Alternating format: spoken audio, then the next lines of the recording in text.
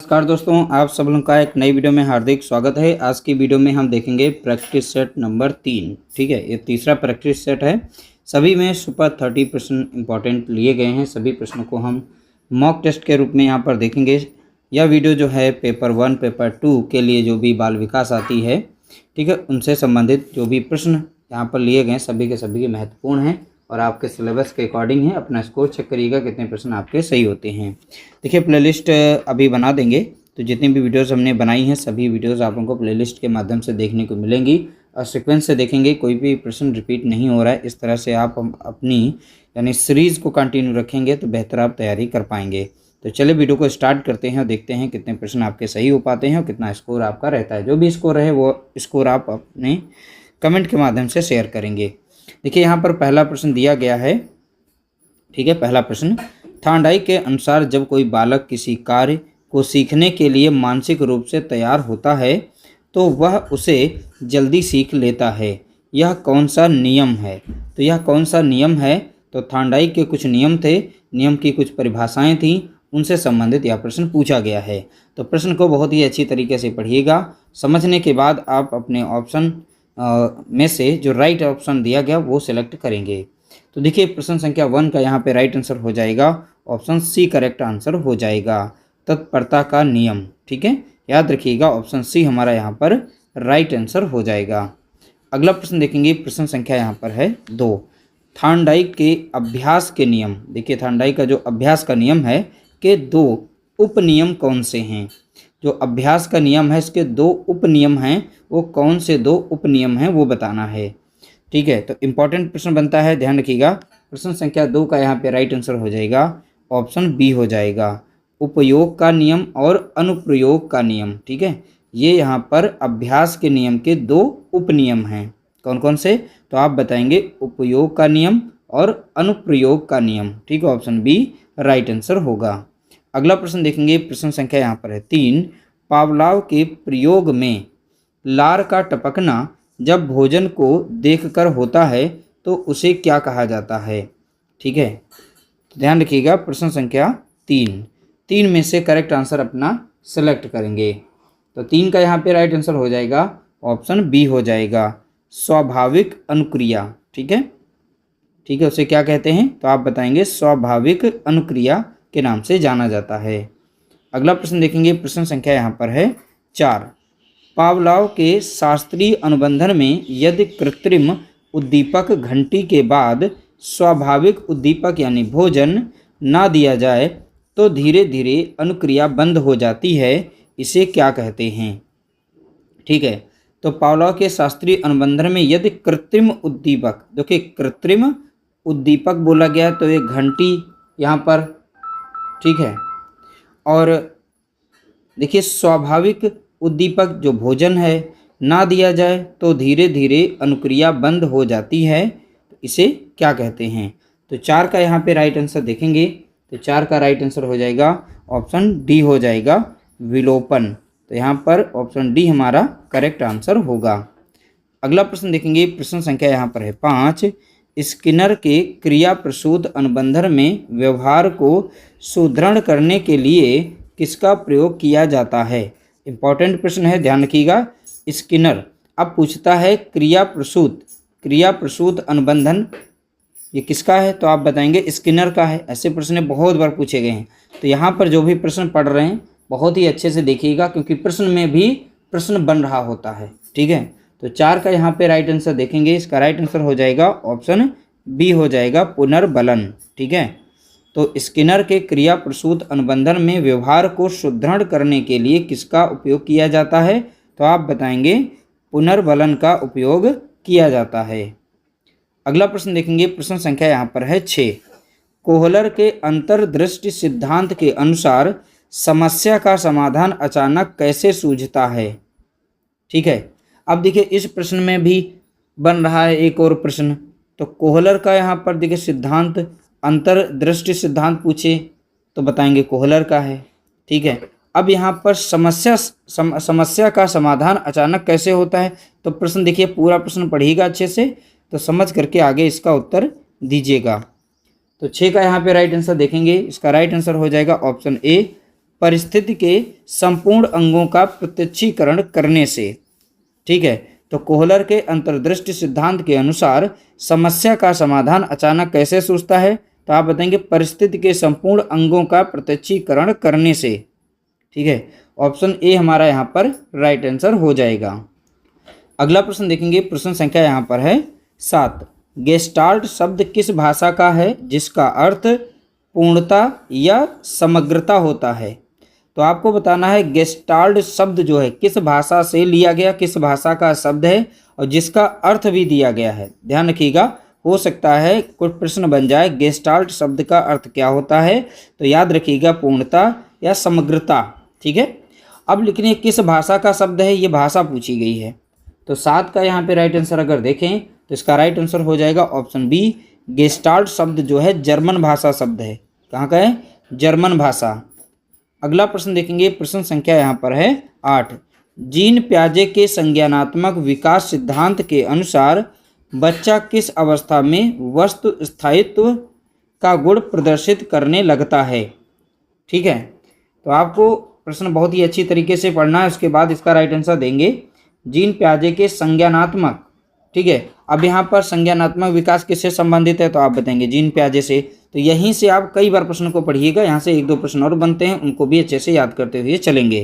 तो जीन प्याजे के संज्ञानात्मक विकास सिद्धांत के अनुसार बच्चा किस अवस्था में वस्तु स्थायित्व का गुण प्रदर्शित करने लगता है? प्रश्न संख्या है 8।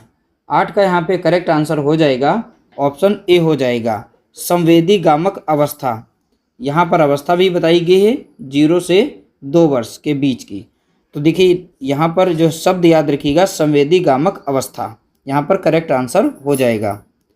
अगला प्रश्न देखेंगे, प्रश्न संख्या है 9। जीन प्याजे के अनुसार अहम केंद्रित चिंतन मुख्य रूप से किस अवस्था की विशेषता है? तो यहाँ पर जो शब्द इंपॉर्टेंट है उन पर फोकस करना है। ठीक है, अहम केंद्रित चिंतन मुख्य रूप से किस अवस्था की विशेषता है? तो 9 का यहाँ पे राइट आंसर अगर देखें का राइट आंसर हो जाएगा ऑप्शन बी हो जाएगा, पूर्व संक्रियात्मक अवस्था। ठीक है, तो इसका राइट आंसर क्या होगा तो आप बताएंगे पूर्व संक्रियात्मक अवस्था। अगला प्रश्न देखेंगे, प्रश्न संख्या यहाँ पर 10। वाइगोत्स्की के अनुसार जब वयस्क किसी बच्चे के कठिन कार्य में शुरुआत में अस्थायी सहायता प्रदान करते हैं तो उसे क्या कहा जाता है? ठीक है, ध्यान रखिएगा, वाइगोत्स्की के अनुसार जब वयस्क किसी बच्चे के कठिन कार्य में शुरुआत में अस्थायी सहायता प्रदान करते हैं तो उसे हम क्या कहते हैं, उसे क्या कहा जाता है? ठीक है, तो 10 का यहाँ पे करेक्ट आंसर देखेंगे, कई बार यह प्रश्न पूछा जा चुका है, ध्यान रखिएगा, इसे याद रखना है। तो 10 का राइट आंसर हो जाएगा ऑप्शन बी। तो उससे हम पाड़ कहेंगे या ढांचा कहेंगे या हम मचान कहेंगे, इन 3 शब्द में से कोई न कोई एक शब्द रखा जाएगा। अगला प्रश्न देखेंगे, प्रश्न संख्या 11। बालक द्वारा अपने पुराने ज्ञान में बिना कोई परिवर्तन किए नए ज्ञान को जोड़ना क्या कहलाता है? ठीक है, तो प्रश्न को अच्छे से समझकर आगे बढ़ेंगे। बालक द्वारा अपने पुराने ज्ञान में, तो पुराना ज्ञान है उसमें जोड़ना चाहता है, तो बालक द्वारा अपने पुराने ज्ञान में बिना कोई परिवर्तन किए नए ज्ञान को जोड़ना क्या कहलाता है? तो 11 का यहाँ पे राइट आंसर देखेंगे, अपने ऑप्शन के अकॉर्डिंग राइट आंसर देंगे। तो 4 ऑप्शन दिए गए, इसमें से राइट आंसर हो जाएगा ऑप्शन ए, आत्मसातीकरण कहलाता है, और इंग्लिश में कहते हैं इसे असिमिलेशन। ठीक है, उसे हिंदी में क्या कहेंगे? आत्मसातीकरण, ये शब्द याद रखिएगा। अगला प्रश्न देखेंगे, प्रश्न संख्या 12। जब बालक अपने पुराने स्कीमा यानी कि ज्ञान में परिवर्तन करके नई परिस्थितियों के साथ तालमेल बिठाता है तो प्याजे के अनुसार उसे क्या कहते हैं? प्रश्न को अच्छे से पढ़िएगा, उसके बाद राइट आंसर देंगे। जब बालक अपने पुराने स्कीमा या पुराने ज्ञान में परिवर्तन करके नई परिस्थितियों के साथ तालमेल बिठाता है तो प्याजे के अनुसार उसे क्या कहते हैं? तो 12 का यहाँ पे राइट आंसर अगर देखें, इसका राइट आंसर हो जाएगा ऑप्शन बी हो जाएगा, उसे हम समायोजन कहते हैं। क्या कहेंगे? समायोजन कहते हैं। अगला प्रश्न देखेंगे, प्रश्न संख्या 13। सीखने का वह वक्र जो समय के साथ सीखने की मात्रा में लगातार समान प्रगति दिखाता है तो क्या कहलाता है? तो आपको यहाँ पे राइट आंसर बताना है सीखने का वह वक्र जो समय के साथ सीखने की मात्रा में लगातार समान प्रगति दिखाता है तो क्या कहलाता है। तो यहाँ पर 13 का राइट आंसर अपना बताएंगे। देखिए इसका राइट आंसर हो जाएगा ऑप्शन सी हो जाएगा, सरल रेखी वक्र। तो सरल रेखी वक्र किस अवस्था में होगा, ध्यान रखिएगा, सीखने का वह वक्र जो समय के साथ सीखने की मात्रा में लगातार समान प्रगति दिखाता है। प्रगति देखिए समान, तो समान प्रगति दिखाता है तो क्या कहलाएगा, तो आप याद रखिएगा सरल रेखी वक्र कहलाएगा। अगला प्रश्न देखेंगे, प्रश्न संख्या यहाँ पर 14। अधिगम स्थानांतरण के अंतर्गत जब पुराना सीखा हुआ ज्ञान नए ज्ञान को सीखने में बाधा उत्पन्न करता है तो उसे क्या कहते हैं। अब यहाँ बाधा उत्पन्न करने की बात कही है तो हर एक प्रश्न को बहुत ही सावधानी से पढ़ेंगे, उसके बाद आंसर देंगे। तो 14 का आप करेक्ट आंसर यहाँ पर बताएंगे। इसका राइट आंसर हो जाएगा ऑप्शन बी, यानी ऋणात्मक स्थानांतरण कहलाएगा। क्या कहलाएगा, ऋणात्मक स्थानांतरण, क्योंकि यह बाधा उत्पन्न कर रहा है। अगला प्रश्न देखेंगे, प्रश्न संख्या यहाँ पर है 15। पूर्व में सीखी गई साइकिल चलाने की कला यदि मोटरसाइकिल चलाना सीखने में मदद करती है तो यह किस प्रकार का स्थानांतरण है। तो अच्छे से प्रश्न को पढ़ना है, उसके बाद अपना आंसर देंगे। तो पूर्व में सीखी गई साइकिल चलाने की कला यदि मोटरसाइकिल चलाना सीखने में मदद करती है तो यह किस प्रकार की स्थानांतरण है। तो 15 का यहाँ पे करेक्ट आंसर देखेंगे। इसका राइट आंसर है ऑप्शन ए, धनात्मक है सकारात्मक स्थानांतरण।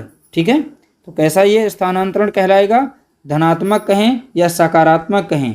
ठीक है, ऑप्शन अगला देखेंगे, प्रश्न संख्या 16। शिक्षण के 3 प्रमुख स्तरों का सही क्रम क्या है। तो शिक्षण के 3 प्रमुख स्तरों का सही क्रम, अब नीचे से ऊपर की तरफ लिखना है, से बोला गया कहाँ से, नीचे से ऊपर की तरफ, ये बताना है। तो 16 का यहाँ पे राइट आंसर देखेंगे, तो 16 का यहाँ पर राइट आंसर हो जाएगा ऑप्शन ए हो जाएगा, स्मृति स्तर, अवबोध स्तर, चिंतन स्तर। ठीक है, तो राइट आंसर हो जाएगा ऑप्शन ए हो जाएगा। अगला प्रश्न देखेंगे, प्रश्न संख्या 17। स्मृति स्तर के शिक्षण का प्रतिपादन मुख्य रूप से किसने किया था। ठीक है, स्मृति स्तर के शिक्षण का प्रतिपादन मुख्य रूप से किसने किया था। तो देखिए 17 का यहाँ पे राइट आंसर हो जाएगा, 17 का राइट आंसर होगा ऑप्शन सी हो जाएगा, हर्बर्ट। याद रखिएगा, स्मृति स्तर के शिक्षण का प्रतिपादन तो हर्बर्ट को लगाना है। अगला प्रश्न देखेंगे, प्रश्न संख्या 18। शिक्षण के अवबोध स्तर के प्रतिपादक कौन हैं। तो आपको यहाँ पे राइट आंसर बताना है, शिक्षण के अवबोध स्तर के प्रतिपादक कौन हैं। तो 18 का यहाँ पे राइट आंसर देखेंगे, इसका राइट आंसर हो जाएगा ऑप्शन बी हो जाएगा, मॉरिसन। ठीक है, तो ये अवबोध स्तर के प्रतिपादक हैं, कौन हैं, तो आप बताएंगे मॉरिसन। अगला प्रश्न देखेंगे, प्रश्न संख्या 19। समस्या समाधान और आलोचनात्मक, ठीक है, सोच को बढ़ावा देने वाले चिंतन स्तर के शिक्षण के प्रतिपादक कौन हैं। तो सीधा सीधा अगर प्रश्न में देखें तो चिंतन स्तर के प्रतिपादक कौन है ये पूछा गया। तो 19 का यहाँ पे करेक्ट आंसर अगर देखें, इसका राइट आंसर हो जाएगा ऑप्शन सी हो जाएगा, हंट। तो हंट यहाँ पर राइट आंसर होगा। ठीक है, इस तरह से ऑप्शन सी हमारा करेक्ट आंसर हो गया। अगला प्रश्न देखेंगे, प्रश्न संख्या 20। शिक्षण की परियोजना विधि के मुख्य जन्मदाता कौन माने जाते हैं। तो आपको यहाँ पर बताना है, शिक्षण की परियोजना विधि के मुख्य जन्मदाता कौन माने जाते हैं।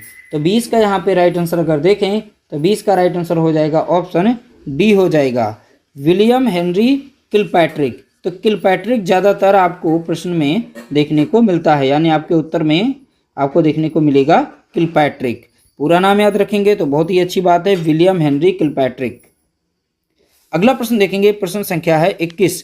किंडरगार्टन शिक्षण पद्धति का विकास किसके द्वारा किया गया था, जिसमें स्कूल को एक बाग और बच्चों को पौधा माना गया। ठीक है, तो किंडरगार्टन शिक्षण पद्धति का विकास किसके द्वारा किया गया, जिसमें स्कूल को एक बाग और बच्चों को पौधा माना गया। तो 21 का यहाँ पे करेक्ट आंसर देंगे। 21 का राइट आंसर हो जाएगा ऑप्शन बी। देखिए फ्रेडरिक फ्रोबेल, तो फ्रोबेल यहाँ पर करेक्ट आंसर हो जाएगा, ऑप्शन बी राइट आंसर होगा। अगला प्रश्न देखेंगे, प्रश्न संख्या यहाँ पर है 22। ह्यूरिस्टिक विधि या खोज विधि के प्रतिपादक कौन हैं। देखिए इंग्लिश में है ह्यूरिस्टिक विधि, इसे हिंदी में कहते हैं खोज विधि, तो दोनों नाम याद रखिएगा, इंग्लिश वर्जन भी दे सकता है, ह्यूरिस्टिक विधि या खोज विधि कहे तो याद रखना है इन दोनों के प्रतिपादक एक ही हैं, दोनों चीज़ें एक ही हैं।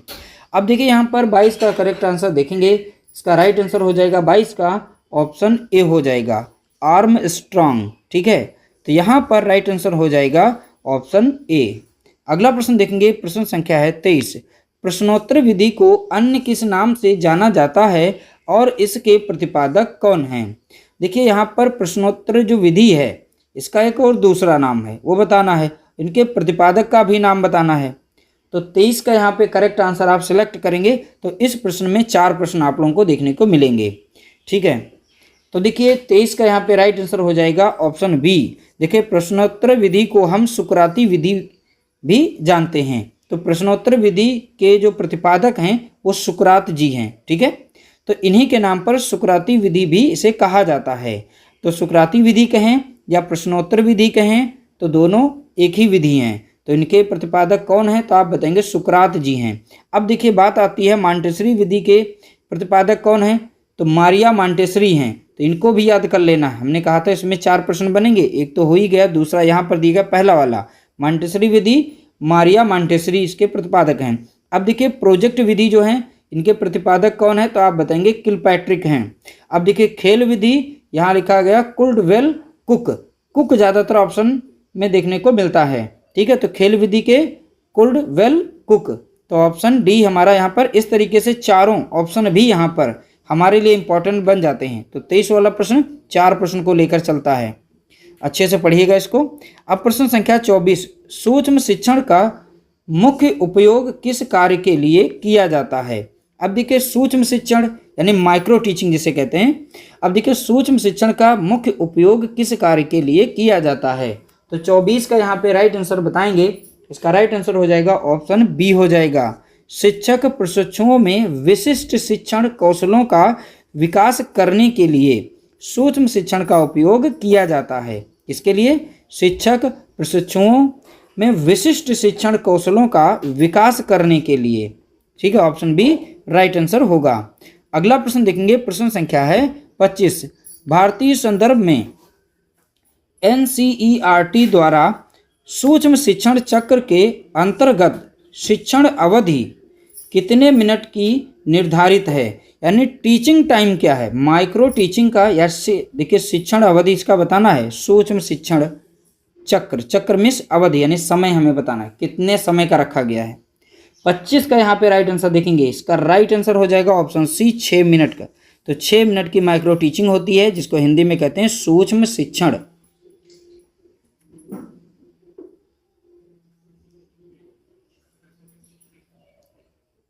अगला प्रश्न देखेंगे, प्रश्न संख्या यहाँ पर है 28।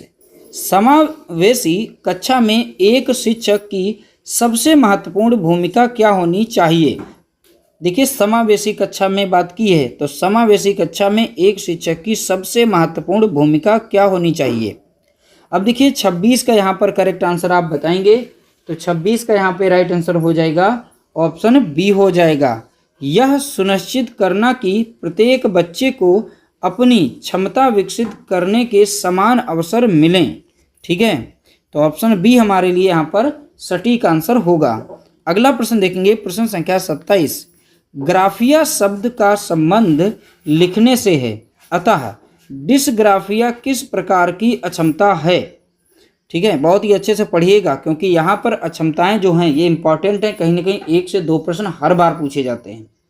तो ग्राफिया शब्द का संबंध लिखने से है, अतः डिसग्राफिया किस प्रकार की अक्षमता है।